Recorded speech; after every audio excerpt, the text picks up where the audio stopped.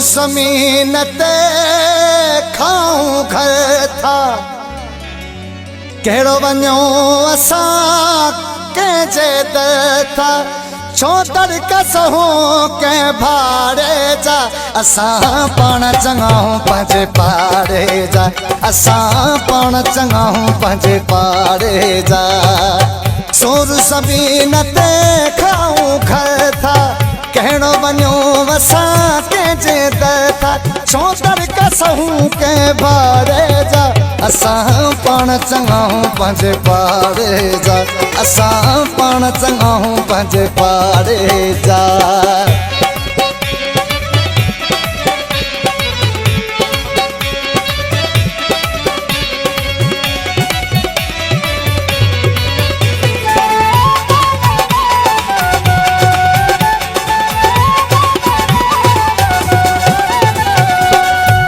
खुशामत कंहिंजी कयूं न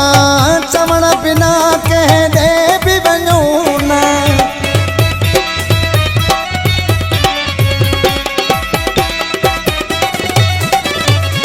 कूड़ी खुशामत कंहिंजी कयूं न चवण बिना कंहिं ॾे बि वञूं न असां प्यासी न आहियूं बोड़ गाड़े जा असां पाण चङाऊं पंहिंजे पाड़े जा असां पाण चङाऊं पंहिंजे पाड़े जा ज़ोर ज़मीन ते खाऊं घर था कहिड़ो वञो असां कंहिंजे दर था छो तड़क सहूं कंहिं भाड़े जा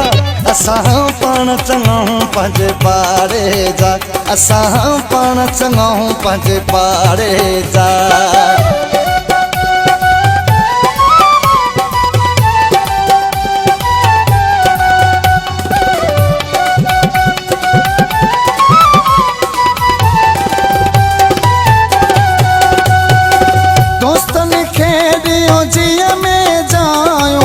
दुश्मन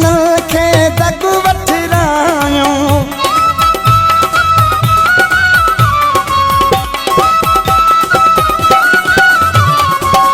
दोस्तन खे ॾियूं जीअ में जायूं दुश्मन खे दग वठरायूं असां नौकर आहियूं कुर्ब वारे जा असां पाण चङाऊं पंहिंजे पाड़े जा असां पाण चङाऊं पंहिंजे पाड़े जा ज़ोर ज़मीन ते खाऊं घर था कहिड़ो वञो असां कंहिंजे दर था छो तड़क सहूं कंहिं भाड़े जा असां पाण चङाऊं पंहिंजे पाड़े जा असां पाण चङाऊं पंहिंजे पाड़े जा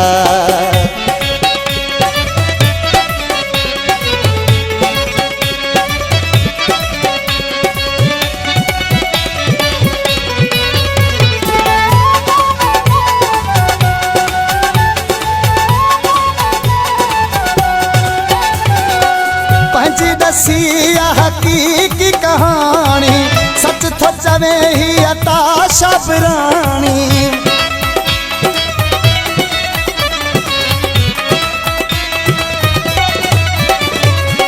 पंहिंजी दसी हकीकी कहानी सच थो चवे ही अता शबरानी सठा महीना न कंहिं धारे जा असां पाण चङाऊं पंहिंजे पाड़े जा असां पाण चङाऊं पंहिंजे पाड़े जा ज़ोर ज़मीन ते खाऊं घर था